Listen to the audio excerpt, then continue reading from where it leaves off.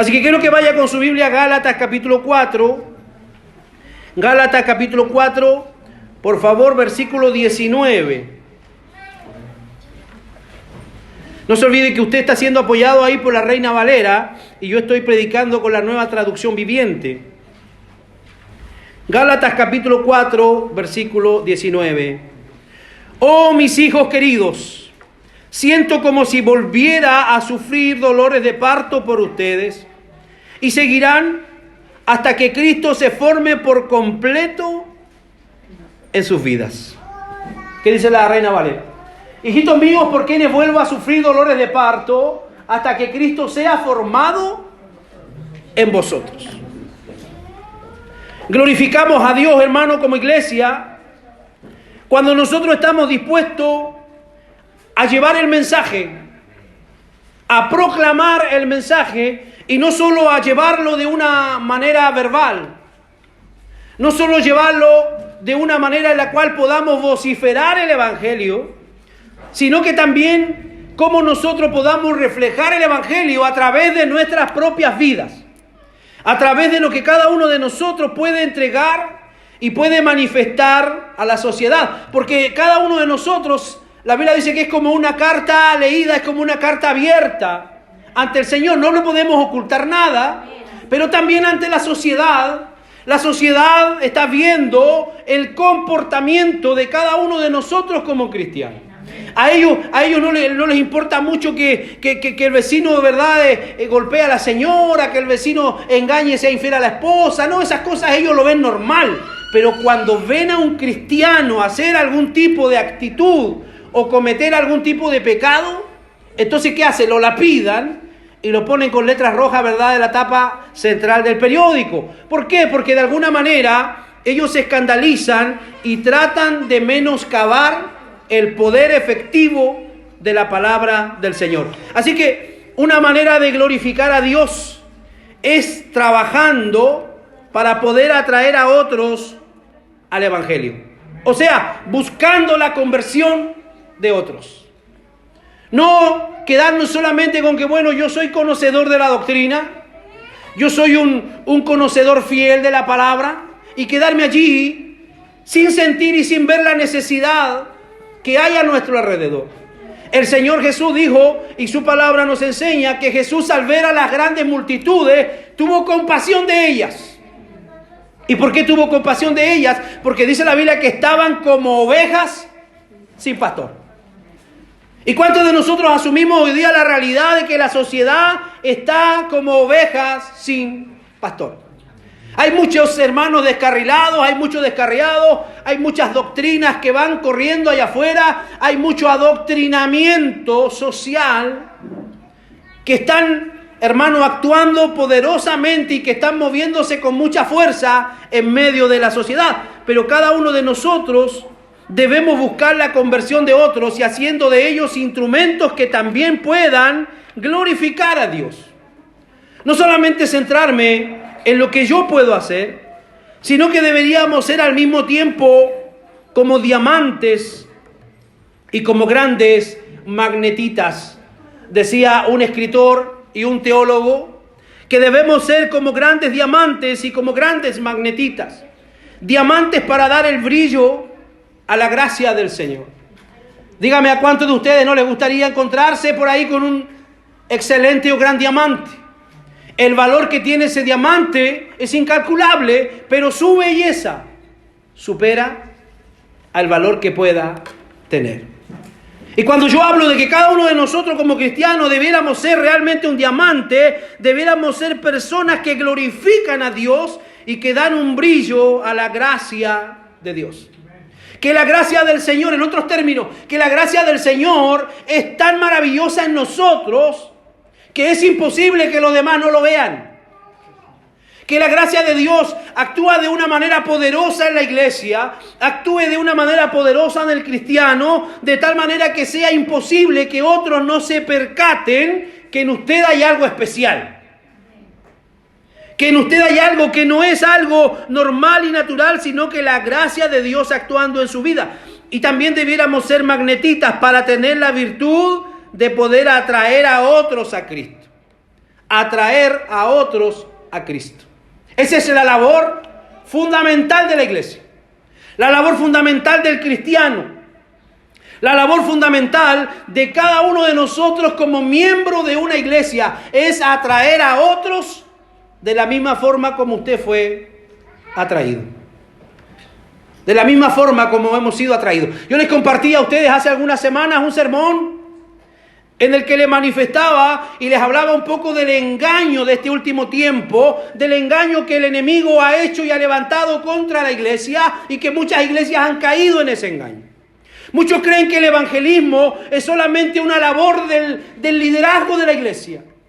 Muchos creen que solamente es una labor para los líderes, para los maestros de la iglesia. Y la verdad es que Efesios dice que nosotros estamos para capacitar a los santos para la obra del ministerio. Pero ¿quiénes son los que tienen que sentirse como grandes magnetistas atrayendo a otros al evangelio? Es la iglesia. Es la iglesia. Cada uno de ustedes debiera estar discipulando a alguien en su hogar. Cada uno de ustedes debiera estar discipulando a algún amigo, algún vecino, algún familiar que no conoce al Señor.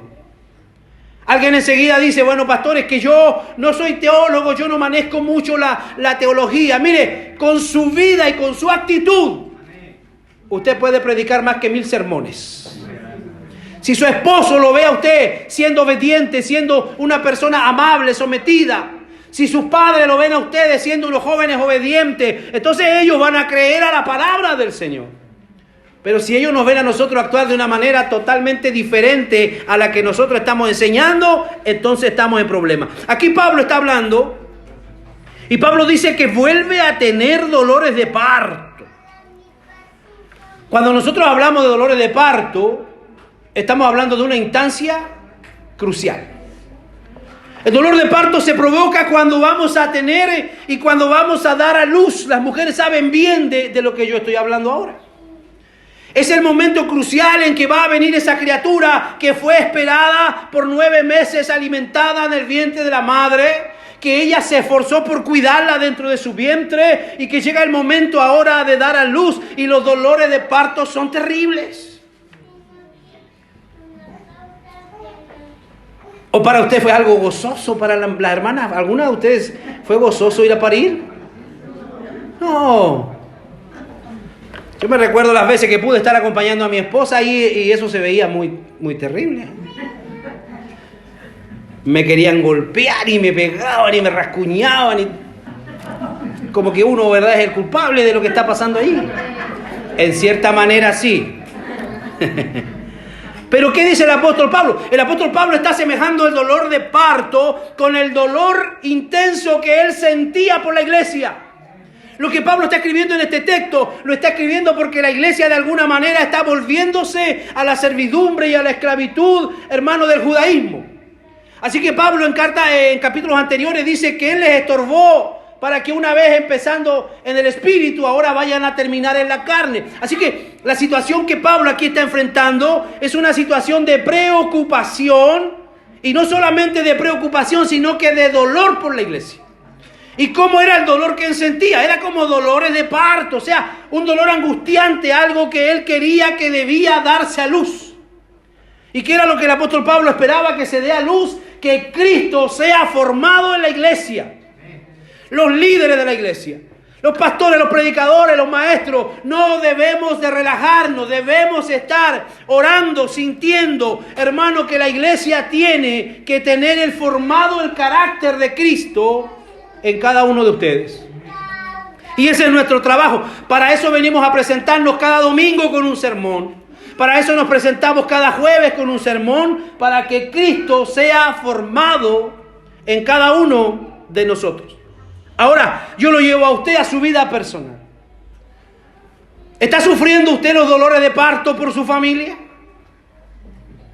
¿Está sufriendo usted dolores de parto al ver que sus hijos se están yendo tras la droga, tras los vicios, al ver que su familia se está destruyendo? ¿Usted está sufriendo dolores de parto? ¿O usted está relajado esperando que el enemigo haga y deshaga en su familia? Necesitamos ponernos en la brecha y necesitamos luchar por aquellos a quienes amamos. Y la mejor forma de hacerla es orando, sintiendo dolores de parto, dice la Biblia, hermano, hasta que Cristo sea formado en su vida. ¿Y cómo lo hago, pastor? Orando con tal necesidad, orando con tanta ansiedad, orando con tanta dependencia de Dios. Yo ya no puedo hacer nada más por ellos. Ahora tú, Señor, lo puedes hacer. Y comienza a entregar esa petición en manos del Señor hasta que sienta como dolores de parto. Hasta que sienta como dolores de parto. Como decían los padres puritanos, uno de ellos oraba todas las mañanas al Señor y le decía: Señor, si tú no me entregas este país para el Evangelio, yo me muero. Y tenemos el resultado del gran avivamiento de la Reforma que hubo en Escocia a través de la oración de un hombre que decía: si tú no me das este país, yo me muero. Estoy hablando de acción. Estoy hablando de una iglesia que no solamente está allí perpleja, o no de una iglesia que solamente se reúne para rendir un culto que a veces se forma hasta rutinario, sino que estoy hablándole de algo práctico. Usted quiere ver cambios en su familia. Usted quiere ver cambios en la sociedad. Empecemos a orar como si tuviéramos dolores de parto.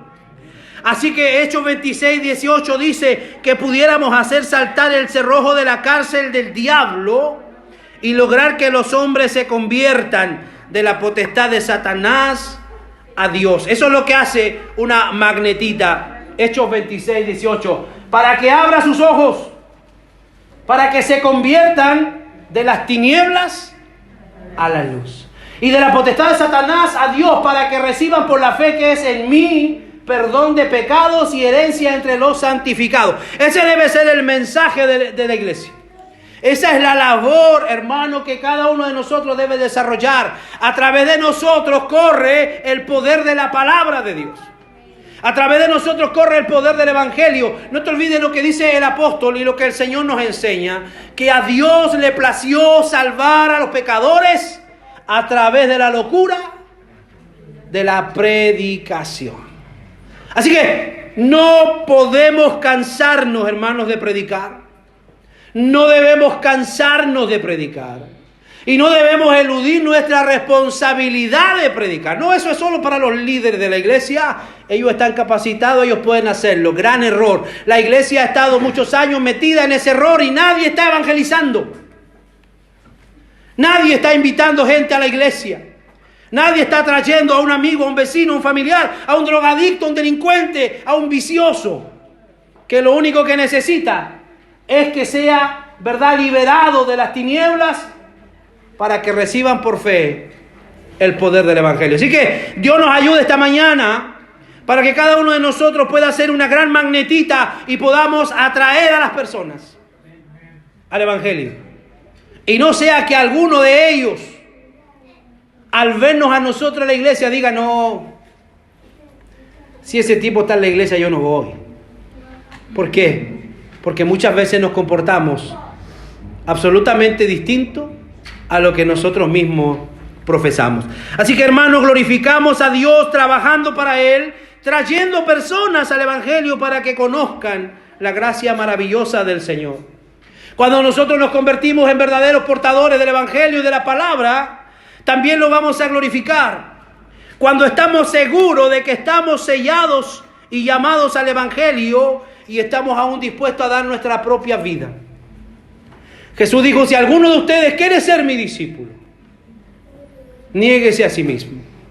Renuncia a todo lo que sueña, lo que anhela, lo que quiere, lo que tenga, lo que posea, dice el Señor. Tome su cruz cada día y sígame. Pregunto esta mañana: ¿cuántos de ustedes quieren seguir al Señor? Oye, pastor, pero tengo una cantidad de problemas en la casa. Hermano, no importa. A pesar de esos problemas, a pesar de esas dificultades, usted presente su vida al servicio del Señor. San Juan capítulo 21, versículos 18 y 19. Le damos gran gloria a Dios con nuestra vida cuando estamos dispuestos aún a sellar el Evangelio con nuestra propia sangre. ¿Cuántos de los que están aquí esta mañana están dispuestos aún a dar su vida por el Evangelio. Déjeme ver su mano arriba si hay alguno que está seguro aquí que si hay que dar la vida por el Evangelio la daría. Gloria al Señor. ¡Qué bueno! ¿Qué dice Juan 21, 18, 19? De cierto te digo, cuando eras más joven, te ceñías e ibas a donde querías, mas cuando ya seas viejo, extenderás tus manos y te ceñirá otro y te llevará a donde no quieras. Esto dijo dando a entender con qué muerte había de glorificar a Dios, y dicho esto añadió, sígueme. ¿De quién está hablando este texto allí? De Pedro.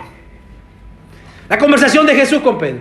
Cuando tú eras joven ibas donde querías y te movías, pero cuando ya seas viejo dice, otro te ceñirá y te llevará donde tú no quieras. Le está hablando literalmente del día en que Pedro iba a tener que morir por causa del Evangelio.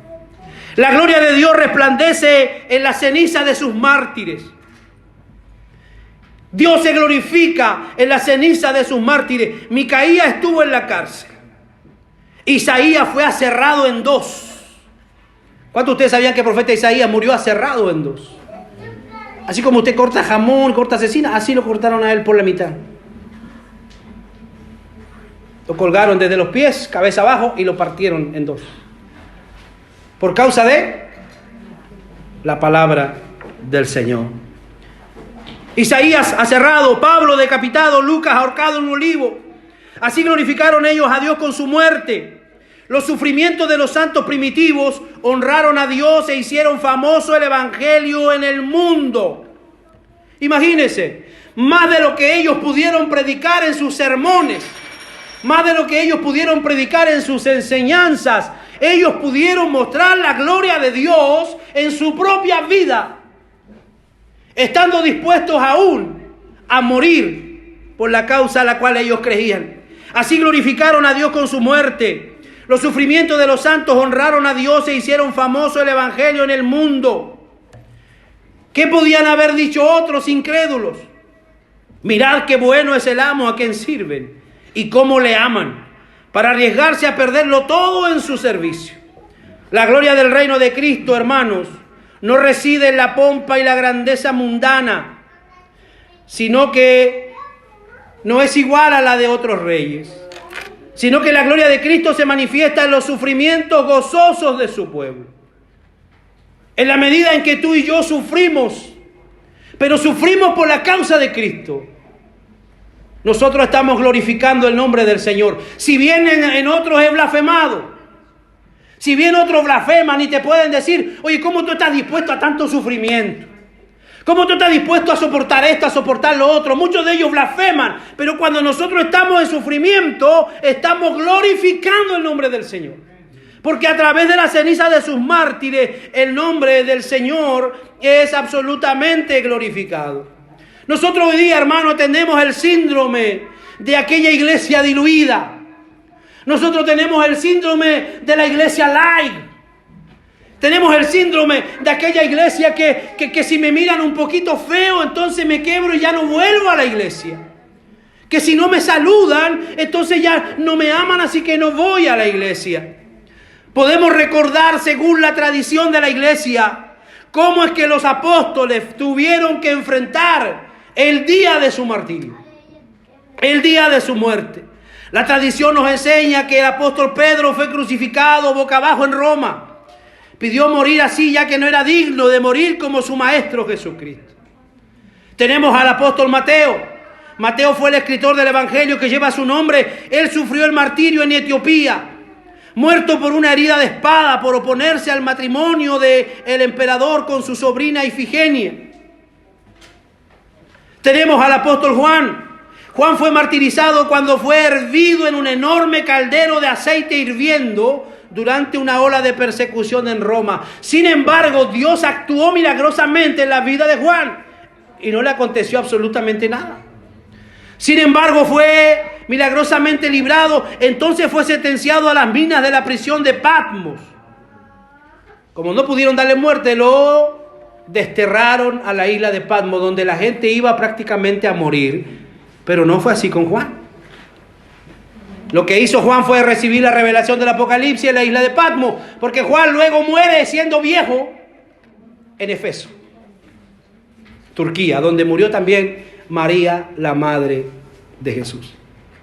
El apóstol Santiago fue el líder de la iglesia en Jerusalén. Él fue arrojado de una altura de más de 30 metros desde el pináculo sureste del templo, cuando se rehusó a negar su fe en Cristo. Cuando descubrieron que había sobrevivido a la caída, sus enemigos lo golpearon con un garrote hasta matarlo.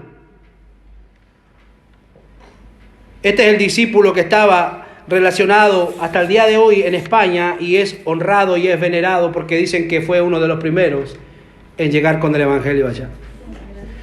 Bartolomé, también conocido como Natanael, fue misionero en Asia. Él testificó en lo que hoy es Turquía y fue martirizado por su predicación en Armenia, al cual lo degollaron con un látigo hasta morir. El apóstol Andrés fue crucificado en una cruz en forma de X en Grecia. Después de haber sido azotado severamente por los soldados, ellos ataron su cuerpo a la cruz con cuerdas para prolongar su agonía. Pero aún así él les continuaba predicando a sus verdugos durante 2 días hasta que él murió. El apóstol Tomás fue traspasado con una lanza en la India. Matías, el apóstol elegido para reemplazar a Judas Iscariote, fue apedreado y luego fue decapitado. Y el apóstol Pablo, ustedes saben cómo terminó, siendo decapitado. Todos estos personajes que uno los lee hoy y que nos estremecen su vida y su forma en la que murieron, nos enseñan que cada uno de nosotros debe ir más allá de su anhelo y de su sueño y estar dispuesto aún a dar su vida por esto. Pero hoy día se predica un evangelio muy light, un evangelio muy suave, muy liviano. Y un poquito que nos aprietan el zapato, ¿verdad? Y queda la reclamadera. Debemos estar dispuestos aún a dar nuestra vida por causa del evangelio. Dispuestos aún a la persecución, hermano. Porque hoy día se ha desatado una persecución contra la iglesia y algunos dirán, bueno, pastores, que a mí no me han perseguido. No, hay una persecución ideológica. Tal vez ninguno de nosotros va a ser martirizado en una plaza, tal vez ninguno va a ser lapidado, pero hay una persecución ideológica contra la iglesia y están minando la base y los fundamentos de ella. Así que como iglesia no podemos relajarnos, hermano. Tenemos que asumir, tenemos que tener la responsabilidad de darle gloria a Dios, aún si es necesario, con nuestra propia vida, porque Pablo dijo, para mí el vivir es Cristo y el morir es ganancia. Así que cuando nosotros estamos dispuestos a dar nuestra vida, es cuando le damos la gloria a Dios de todo lo que hacemos. Hechos capítulo 12, verso 23. ¿Cuánto sabe que todo lo que usted ha logrado se lo debe a Dios? Amén. Todo lo que usted ha hecho se lo debe a Dios. Amén. Todo lo que usted hoy tiene se lo debe absolutamente a Dios. Amén. Al momento, versículo 22, por favor, a ver.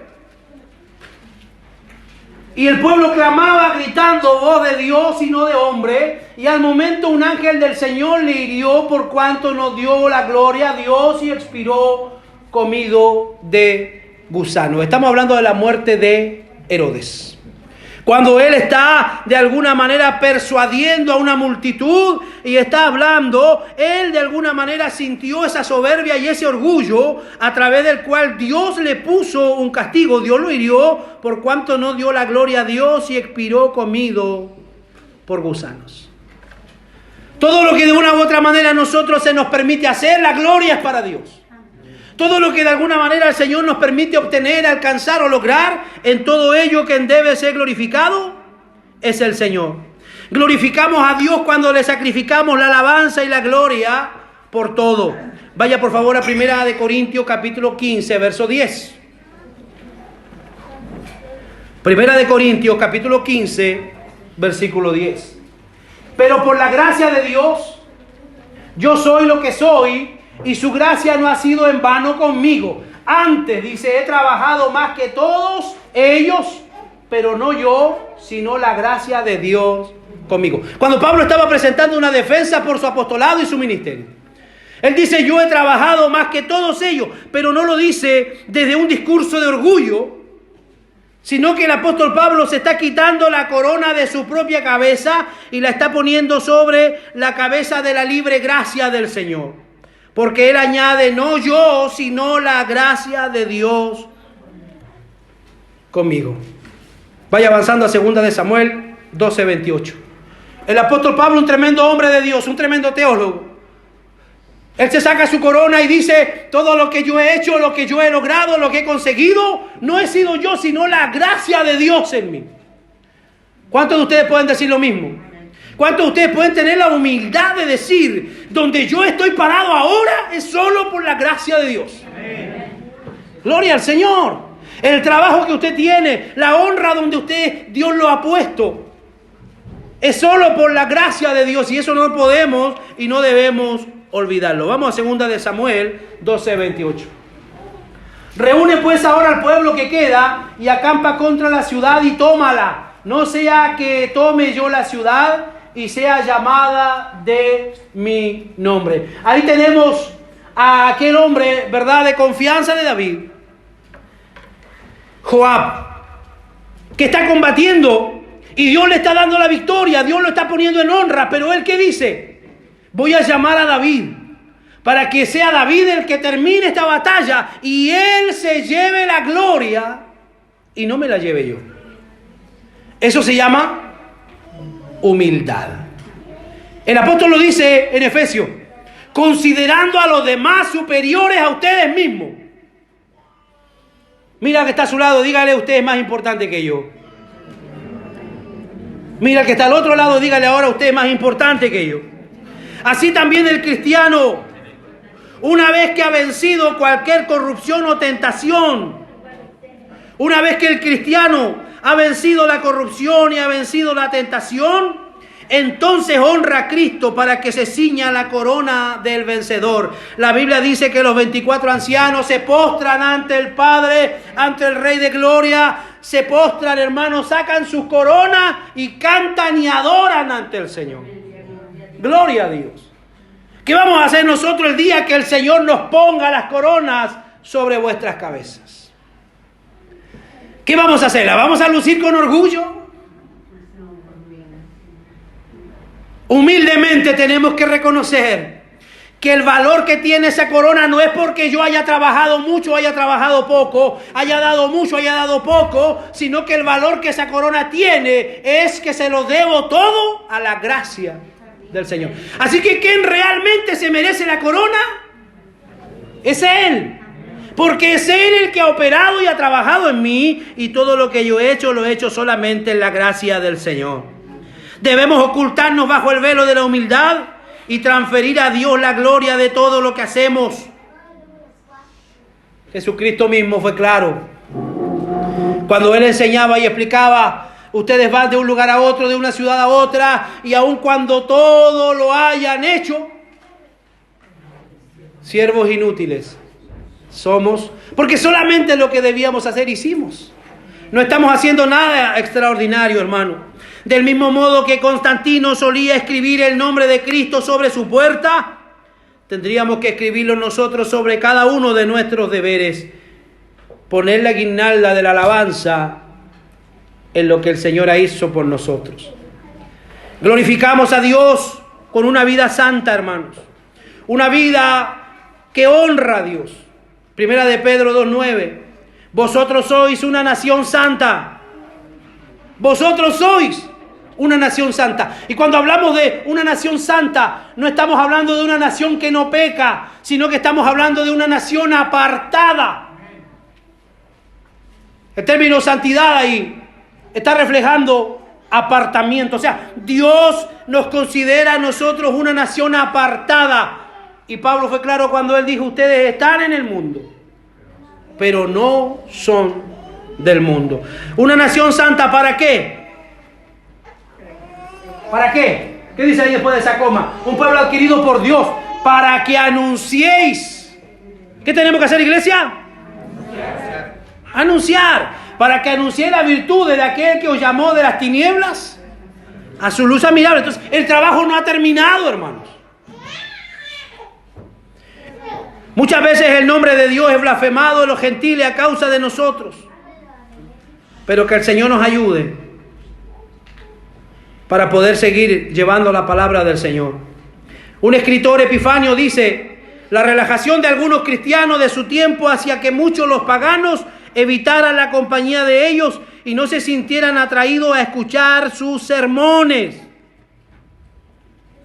Muchas veces nuestro relajo espiritual, muchas veces nuestro relajo ante el pecado impide que otros que nos conocen quieran oír lo que nosotros tenemos que decirle a través de la palabra del Señor. Glorificamos a Dios con nuestro comportamiento bíblico riguroso. Aunque la principal obra de la religión se efectúa en el corazón, nuestra luz debe alumbrar para que otros puedan verla. Mateo 5:16. No se pone una luz debajo de un almud, sino en lo alto, y así alumbra a todos. La seguridad de un edificio está en los cimientos, pero la gloria del mismo se encuentra en su frontispicio. De igual manera, la belleza de la fe se manifiesta en el comportamiento del creyente. En el comportamiento de los creyentes. Así alumbre vuestra luz. ¿Qué dice? ¿Delante de quién? De los hombres, de los que nos están observando 24/7, para que vean. ¿Qué es lo que tienen que ver? ¿Las obras son importantes? Sí. No para salvación, ojo, porque la salvación es por fe. Pero una vez que yo soy salvo, es imposible que yo no haga buenas obras. Cuando yo soy salvo, lo único que quiero es que otro se salve. Cuando yo soy salvo, lo único que quiero es que otro se arrepienta. Cuando yo soy salvo, lo único que quiero es que otro se sane. Entonces, ¿qué dice la Biblia? Para que ellos vean vuestras buenas obras. ¿Y qué hace con las buenas obras? Glorifiquen a vuestro Padre que está en los cielos. Esa es la forma correcta, hermanos. Esa es la forma correcta. Todo lo que yo hago es para llevarle gloria a mi Padre, aquel que me llamó. Esto proyecta una hermosa santidad a los ojos del mundo. Primera de Juan, capítulo 2, versículo 6. ¿Qué dice Primera de Juan, capítulo 2, verso 6? El que dice que permanece en él, gloria al Señor. Un llamado de atención, ¿no? El que dice que permanece en él, oh, yo soy cristiano. Yo soy cristiano de una iglesia bíblica. Pareciera que eso a uno le da más, no sé qué sentirán al decir, pareciera como que le da más autoridad, más santidad, no sé. Soy de una iglesia bíblica. No saben que es una tremenda responsabilidad. El que dice que permanece en él. ¿Cuántos de los que están aquí permanecen en Cristo? Amén. Levánteme su mano, por favor, déjeme verlo. ¿Cuántos permanecen en Cristo? El que dice que permanece en él debe andar como él anduvo. Aleluya. Él compartía con pecadores, él compartía con distintas personas, pero él no hacía lo que los demás hacían. Esto, hermano, ya para ir cerrando, nos enseña que nuestro fin principal no debiera ser adquirir grandes posesiones, ni el hacerse tesoros en la tierra. Mateo 6:19. Repito, esto nos enseña que nuestro fin principal no debería ser el adquirir grandes posesiones, ni el hacer tesoros en la tierra. No os hagáis tesoros en la tierra, donde la polilla y el orín corrompen y donde ladrones minan y hurtan, sino haceos tesoros, ¿dónde? Repítalo conmigo, ¿dónde hay que hacer tesoros? En el cielo, donde ni la polilla ni el orín corrompe y donde ladrones no minan ni hurtan. En otro texto dice: buscad el reino de Dios y su justicia, y todo lo demás será añadido. Esto constituye la degeneración de la humanidad desde la caída. En muchos casos los hombres no llegan jamás a poseer la fortuna que buscan toda su vida. Eclesiastés 5:16 dice: ¿de qué le aprovechará al hombre trabajar tanto? Porque estas cosas todas, hermanos, tarde o temprano se desvanecen. Este también es un gran mal, que como vino, así se ha de devolver. ¿Y de qué le aprovechó trabajar en vano? Está hablando allí del día que hay que enfrentar la muerte. El día que todos nosotros vamos a tener que enfrentar, si es que Cristo no viene antes, la muerte. Y él pregunta, Salomón se hace esa pregunta retórica. Este es un gran mal que como vino así ha de volver. ¿Y de qué le aprovechó trabajar en vano? Debemos trabajar para vivir, pero no vivir para trabajar.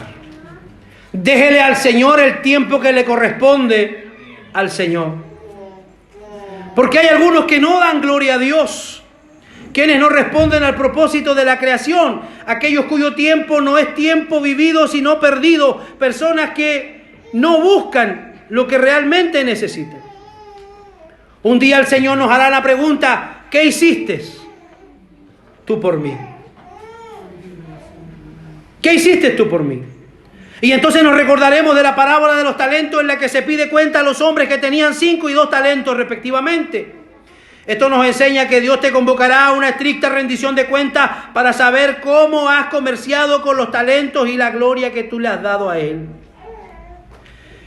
Lucas 19:20, qué triste resultará el caso de aquellos que esconden sus talentos en un pañuelo y no le dan ninguna ganancia al cielo, porque son como aquella higuera estéril.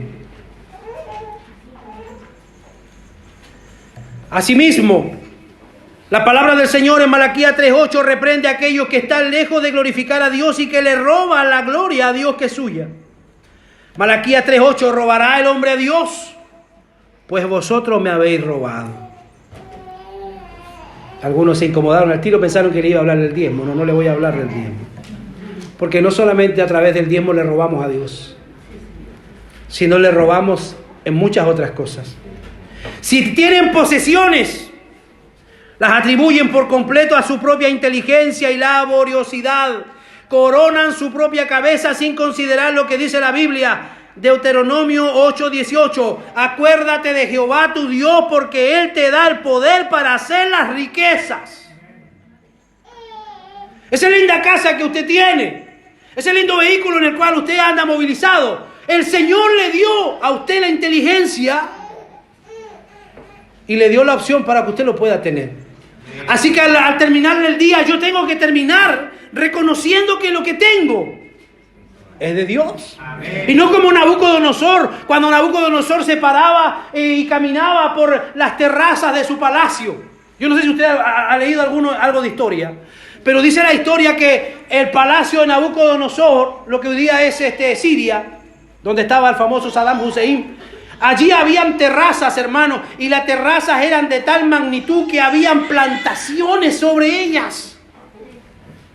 Pasaban carretones, hermanos, por ambos lados y ni siquiera se topaban. O sea, las murallas de esa ciudad eran tremendas. Y un día Nabucodonosor paseando dice, ¿no es esta la gran Babilonia que yo edifiqué con el poder de mi fuerza y mi grandeza? Entonces escuchó la voz del cielo que venía con la sentencia sobre Nabucodonosor. Y Dios lo convirtió en bestia. Lo tuvo 7 años comiendo pasto como los bestias. Le creció pelo como pluma en su cuerpo. Hasta que pasaron los 7 años y dice la Biblia que le devolvieron su razón. Y él miró hacia el cielo y dijo, de verdad hay un Dios en el cielo que puede humillar a los que andan con soberbia. Todo lo que tenemos, hermanos. Y yo digo todo porque es todo. Todo. Aún nuestros propios hijos no son nuestros, son de Dios. La Biblia dice, herencia de Jehová son los hijos.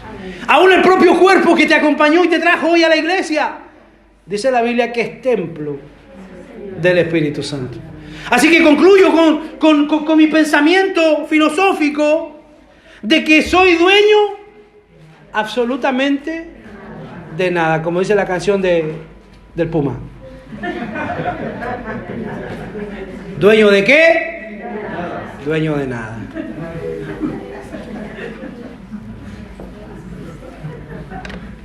Algo sabía el hombre porque iba a la iglesia igual en su tiempo. Esa es la realidad, hermano, porque cuando usted se muera no se va a llevar absolutamente nada de lo que hoy tanto cuida, tanto valora y tanto ama. Si tiene posiciones, atribúyaselas al Señor. Si cumple con algún deber en la iglesia, lo hacen para su propia gloria, algunos para ser vistos por los hombres. Mateo capítulo 6, verso 5. Para que los pongan sobre un escenario y otros los admiren y los canonicen.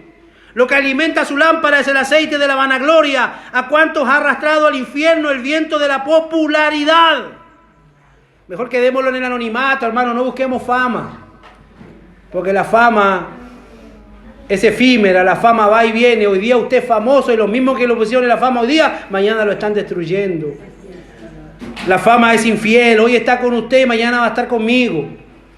Hoy día está conmigo y mañana va a estar con usted. Entonces no busque fama. Sea una persona que busque glorificar el nombre del Señor. ¿Qué dice Mateo 6:5? Y cuando ores, no seas como los hipócritas, porque ellos aman el orar en pie en la sinagoga y en la esquina de las calles. ¿Para qué?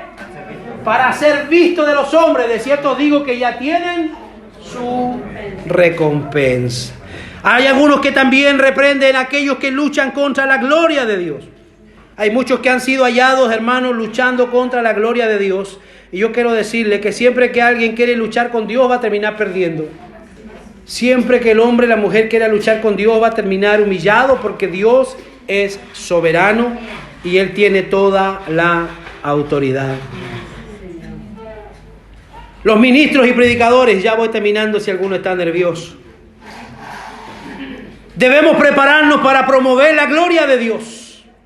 Dios le ha confiado dos de las cosas más preciosas que hay. Escuchen los que les gusta predicar. Dios le ha confiado dos de las cosas más preciosas que hay: su verdad y las almas de sus hijos. Cuando nosotros predicamos, estamos representando a Dios y llevando la verdad, y se la estamos entregando ¿a quién? A sus hijos. Los ministros, a causa de su oficio, han de glorificar a Dios y deben hacerlo insistiendo en la palabra y en la doctrina. Segunda de Timoteo capítulo 4, verso 1 y verso 2.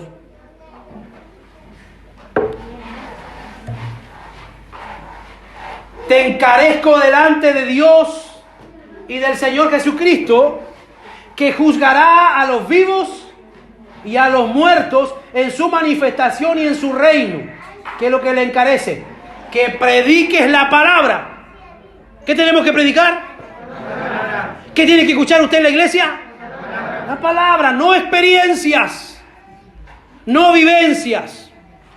Como alguien le dijo alguna vez a un hermano aquí, no, que allá en tu iglesia no dan oportunidad para que uno cuente su testimonio. No, el testimonio no sirve. El testimonio no sirve, porque muchos de los que andan contando testimonio, la mitad es mentira. Perdone que sea tan fuerte, pero es así. Porque algunos le colocan, ¿verdad? Porque parece que mientras más sufrió, más espiritual fue. Y mientras más robó y más delinquió, ¡wow! ¡Qué espiritual! No.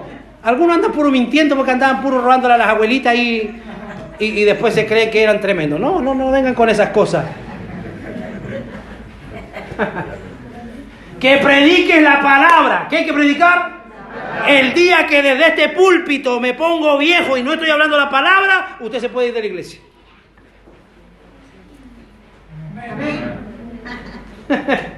Que predique la palabra, que instes a tiempo y fuera de tiempo. Yo les estoy hablando hoy día a muchos de ustedes a tiempo, pero llegará el momento en que alguno de ustedes no quiso obedecer la palabra y Dios lo va a humillar y usted se va a recordar. El pastor dijo que había que ser humilde. Entonces usted va a recibir la corrección fuera de tiempo.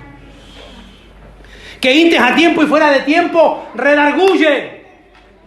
¿Qué es lo que es redarguir? Es llamar, mover el piso, así en buen chileno. Redarguir es mover el piso. A veces no podemos andar con consejitos suaves, porque lo que la gente necesita es arrepentirse. Y para que alguien se arrepienta, hay que moverle el piso. Porque él cree que lo está haciendo bonito. Ella cree que lo está haciendo muy lindo, destruyendo su matrimonio, siendo insometida, siendo atrevida, el hogar. Cree que lo está haciendo lindo. No, la palabra tiene que redarguir, tiene que movernos la conciencia. Redarguye, ¿qué más? ¿Qué más hace el predicador? Reprende. Reprende. No puede estar esos predicadores en el púlpito que cada 5 minutos le están pidiendo disculpas a la iglesia. Hermano, es que disculpe, no me mire a mí. No, esa gente no sirve para predicar. Lo que usted tiene que decirlo con autoridad de Dios, porque usted está predicando la palabra de Dios. Por eso dice, no me mire a mí, hermano, mire al Señor. Mírame a mí, yo soy tu ejemplo. No tengo problema en decirlo. Por eso es que es importante que la Biblia dice que los que ministran la palabra no tienen que tener de qué avergonzarse y que usan bien la palabra de verdad. Usted no tiene por qué tener temor en su familia de decir, oye, mírenme a mí, yo soy ejemplo para ustedes. Ahora si hay pecado y hay otro, ese ya es otro tema. Pero cuando usted se mantiene en el Señor, va a poder redarguir, va a poder reprender, va a poder exhortar con toda paciencia. ¿Cómo tenemos que predicar? Léalo, ¿cómo tenemos que predicar? Paciencia y doctrina. A veces nos quiere faltar la paciencia. Hoy otra vez, que este testarudo le hemos aconsejado una y otra vez y vuelve a cometer el mismo error. ¿Qué tenemos que hacer? Oye, ¿sabe? Ándate de la iglesia. No. Enseñarles con paciencia. ¿Y con qué más? Con doctrina. No, mira, es que mi abuelita dijo y mi abuelita me enseñó esto. No es lo que tu abuelita te enseñó. Tienes que enseñarle a la gente doctrina. ¿Qué tiene que enseñarle? Porque lo que a mí me sirvió a lo mejor a usted no le sirve. Entonces, ¿qué es lo que yo tengo que enseñarle? Lo que es infalible. ¿Y qué es lo que es infalible?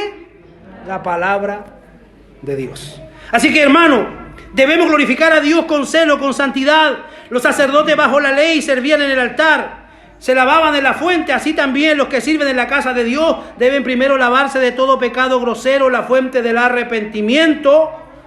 Porque es doloroso y vergonzoso pensar en cuantos que se llaman ministros, en vez de glorificar a Dios, lo deshonran. Y con esto sí termino. Génesis 18:19. Los padres de familia deben glorificar a Dios, sazonando a sus hijos y a sus siervos en el conocimiento del Señor. Los que son padres de familia tienen almas a su cuidado y por la carencia de la palabra del Señor, muchos se descarrían. ¿Qué dice Génesis 18:19? Porque yo sé, hablando Dios de Abraham, que mandará a sus hijos y su casa después de sí, que guarden el camino de Jehová, haciendo justicia y juicio para que haga venir Jehová sobre Abraham lo que ha hablado acerca de él. Yo sé, dice el Señor, estoy seguro de que Abraham va a enseñar y va a guiar a sus hijos, y en la medida que nosotros lo hagamos, vamos a glorificar a Dios. No es fácil, hermano. Esta tarea, esta labor no es fácil. Glorificar a Dios con todo lo que hacemos no es fácil, porque muchas veces quisiéramos llevarnos la gloria. Pero que el Señor nos ayude a poder caminar y a poder movernos en humildad, sabiendo que todo lo que hacemos y lo que tenemos, la gloria es para el Señor.